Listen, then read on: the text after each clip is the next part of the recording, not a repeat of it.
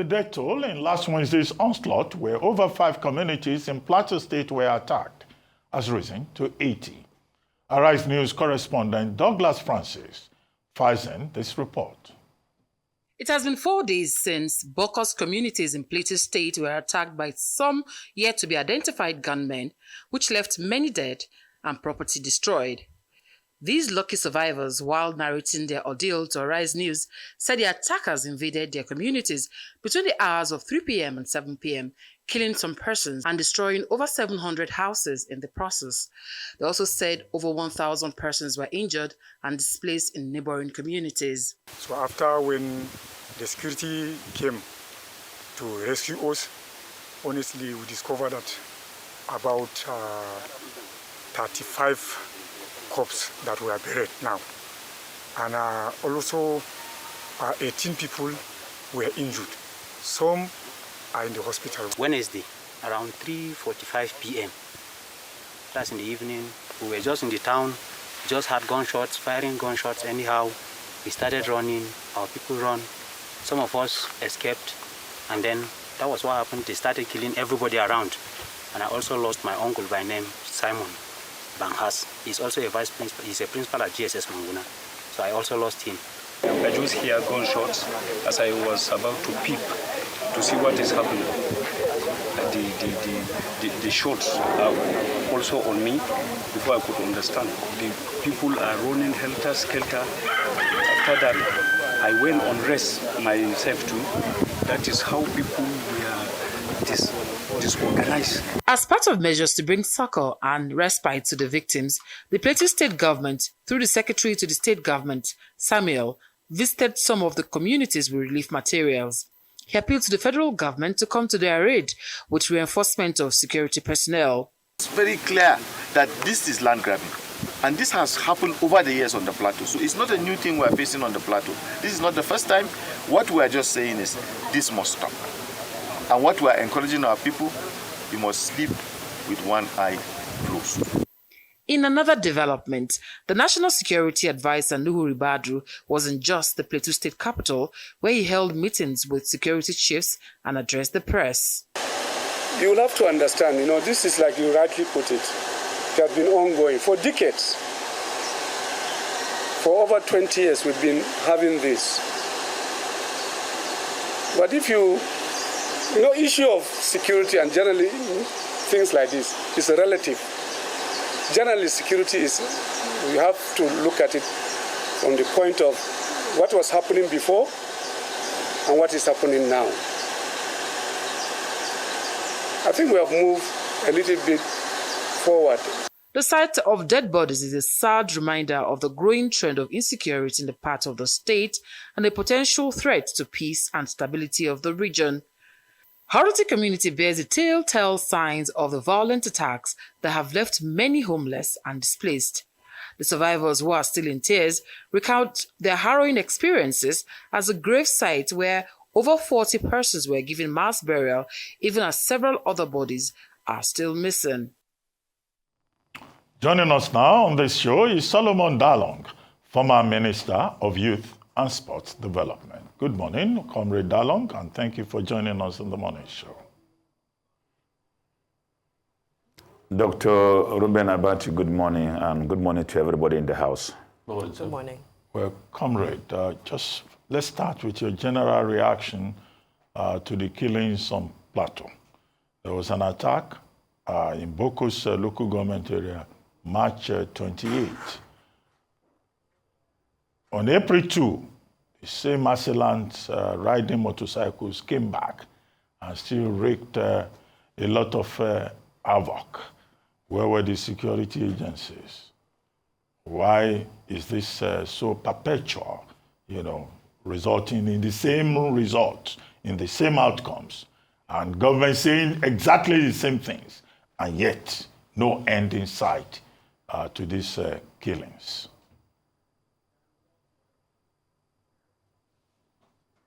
Let me begin by sending my condolences to the people of Plateau State, Bokos local government, to be specific, and the entire nation. It is indeed very unfortunate that every day human lives had been reduced to mere statistics. The security challenges on the Plateau has been around with us for over 2 decades. It started around 2001, and the victim community was my own very community, the Tarok people. We spent 3 years without even going to farm, coming under incessant attack and marauders. Thank God after some time, we were able to stabilize, organize ourselves, and repelled the marauders, and we recorded some stability. But since then, the Plateau community has remained victims, moving from one community to the other, from the southern part of Plateau to the northern part. And it appears to have been domesticated now in Bokos local government. From the report I gathered about what happened, is that there is an established terrorist enclave within that local government. And an attempt by the security to repel them, disperse them, now resulted into this carnage where over 100 and something communities have been ransacked, killed. So it's quite unfortunate, but why do we continue to have this recurrence decimal and the same music of, oh, we're on top of the situation, oh, government is aware? I think basically what has fueled the Plateau situation is the absence of justice. In all the Plateau crisis, there had been several commissions of inquiries. This commission of inquiries inducted non-persons over the years. None of them had been prosecuted. Some of these terrorists, they unleash havoc and kill people. Those that are arrested, taken to court, the following day they are granted bail, or thereafter they are granted bail and they are back into the community again. So we are ruled by impunity, and there seems to be no political will to deal with the situation, because I believe that it is only when justice is administered to the various commissions of inquiries reports that are rusting in the government libraries, we will not see an end to this human carnage. I'm glad you made reference to the issue of political will, because you've referred to these people as terrorists, rightfully so. Some have tried to refer to them as herders, but I know Governor Caleb Mufwang has been very clear to say that this is no longer about herders and farmers. This is a genocide on Plateau natives. But when we speak of the issue of political will, one of the things that we thought was going to rescue this situation was the creation of Ministry of Livestock and the plan to create some sort of system that would restrict the movement so that these attacks would stop. Now, when we saw the plan, it detailed a 10-year timeline that it would take to deal with this situation. Why is it that the political will, as you called it, does not want to take decisive and urgent action against this 20-year tragedy? To be honest with you, Ayo, I guess, you see, the problem basically is, trying to redesignate criminals with either ethnic identities or community relations. There is nothing like harder herdsmen clashes on the Plateau. No. These are terrorists.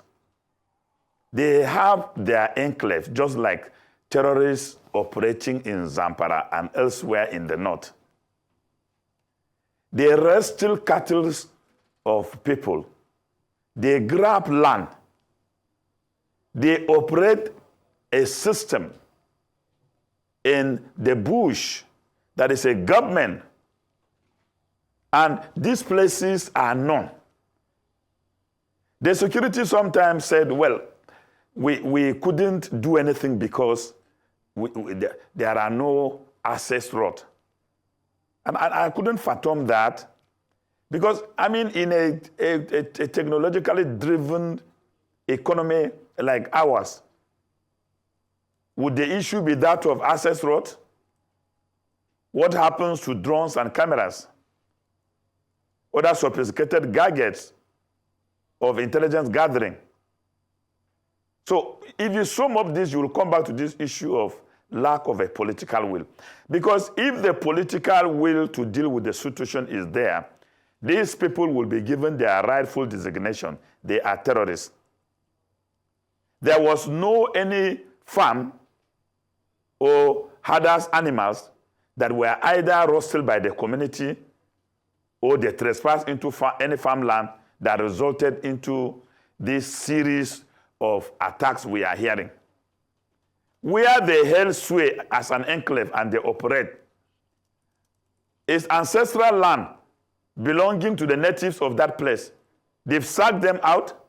Most of them are living in Bokos town and churches and schools. So if we must be very honest in dealing with the Plateau situation, first, we will have to stop pretending that it is harder farmers' clashes. No, at all. It is terrorism. It is genocidal because it has made the international definition of genocide. When a group of people attack another group with the intention of wiping them on the face of the earth, it is genocide. When you employ a policy of starvation and trying to use that to wipe a community or a group of people, is genocide. So what is happening is genocidal. Let us not be hiding about Ministry of Livestock. Ministry of Livestock cannot even do anything about this problem. The problem is for the federal government to designate these people with their rightful names, consider them criminals, and stop even attaching ethnic identity to them. Yes, predominantly, they belong to an ethnic nationality, predominantly. But I don't see them as operating in the overall interest of that particular ethnic nationality. Rather, they are criminals. And so if we do not treat them as criminals, we will miss the point and will continue to hold visits to Plateau State by government officials, and they will be on top of the situation while the criminals are on top of the situation. Okay. Can I ask you a question? Why always Bokos and Mangu axis? We all know that Bokos and Mangu axis is also the Irish potato bed of this country. What is going to happen to the lot of those farmers? What's the productive activity area, that area like? But why always Bokos and Mangu axis? When you take the geography of Plateau State, Bokos, Mangu, and some part of Panchin local government area and part of Barakiladi, this area is the productive, agriculturally productive aspect or a part of Plateau State, because most of the farming activities, when we are talking of even maize production, it comes from this area. We are talking about Irish potato, it comes from this area. And then the people themselves are, over a period of time, a multicultural society. There are even natives that are herders in those areas that had even animals more than even the Fulanis in those areas. But as it is now, most of them have lost those animals. The livestock tradition has been lost to these criminals. So it is one of the agriculturally rich part of Plateau. And it has huge forest reserve and mountainous in nature. So these combined assets provide very good shelter for criminals. The people have huge livestock assets. They are very good farmers. They produce the highest area that produce maize in Plateau is mango and bacchus. So also the Irish potato in Plateau State is produced from bacchus, mango, Barakin Ladi, and Jos South. So this, to me, is the motivating factor that these criminals are exploiting to wreak this havoc. So to me, I think they are deliberately trying to sack the native communities and take possession. And then from there, they could expand and do much heinous things in the state. Okay, comrade. You said what the Nigerian state needs to do is that these, assailants should be designated as criminals. And I'm saying that, there's no doubt about that. There is already in place a Terrorism Prevention and Prohibition Act, 2011, which says persons engaged in this kind of activities are criminals and they can be sanctioned under the law. When National Security Advisor Malam Nuhu Ribadu also visited Jos, he made this very clear when he had that news conference. Are there other measures that you think that the Nigerian state should take? Are there areas of failure, just beyond the designation, that you think that the state can further work upon? Because all the time they talk about kinetic, non-kinetic approach and all of that. Where do you think the fault lines are? And what can we do going forward? Going forward, I must be very honest that the Nigerian state appears not to have given this situation the best of understanding. I see them politicizing the issue with visit. There is gross incapacitation of the Nigerian state to be able to protect lives and properties. Let's take this last episode, Joshua, where the terrorists are gathered. They have been there. The communities have been sending in reports. They have been complaining about the activities. Nothing was done by the Nigerian state. We will only just come together when they attack. So there is a complete failure of the security architecture, and that needs to be rejigged. Because the security architecture has to be modified to take into consideration technology to be deployed in order to deal with these challenges. That's number one. Number two, the state government must also live up to its responsibility. Because the state governments cannot always be crying blue mother of, the federal government is not doing much enough, while on their own side, we have not seen anything they have done. Since these people have been attacked, the state government have not even been able to reach out as at last night in the evening when I was talking with one of the victims from the village, had not been able to reach out with intervention to be able to address the issue. In other states, state government had been also been able to mobilize the people in such a manner they should be able to repel these assailants. Our people have been more in prayers and praise and worship, which is very fantastic, but we will have to wait for God then to answer us. When the Tarok nation was attacked, we need to rally around and mobilize our people and create consciousness how intelligence can be gathered when you see signs of a large number of people approaching.